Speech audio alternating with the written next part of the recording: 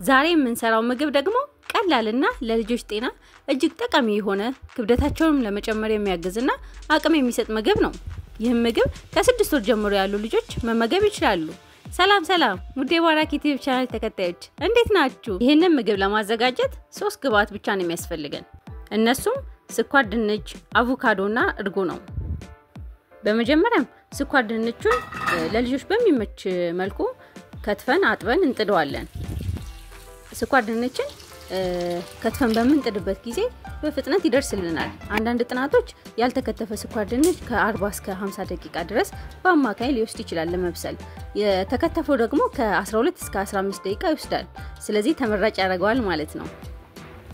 ስኳር ድንቻችን በዚህ መልኩ ሲበስልልን ወደ ሌላ ሳህን የሚወቃንን ያህል እንቀንሳለን። ስኳር ድንች በሽታን ለመከላከል ለዓይን ጤና ከመጥቀሙ ባሻገር ያለው ጣዕም ለልጆች ተመራጭ ያደርገዋል። ቀጥሎም አቮካዶችንን በዚህ መልኩ ከቆረጥን በኋላ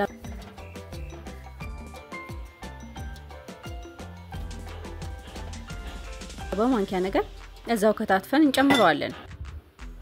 አቮካዶ ለህፃናት እጅግ ምርጥ ከሚባሉ ምግቦች አንዱ ነው። ለአይምሯቸውና ለሰውነታቸው ጠቃሚ የሆነ ንጥረ ነገሮች አሉት። ቀጥሎም እርጎ የሚበቃንን ያህል እንጨምራለን። እርጎ ከ6 ወር ጀምሮ ላሉ ልጆች በጣም ተመራጭ የሆነ ምግብ ነው። የልጆችን አጥንትና ጥርስ ለማጠንከር እንዲሁም ለሆድ ጤና ተመራጭ የሆነ ነው።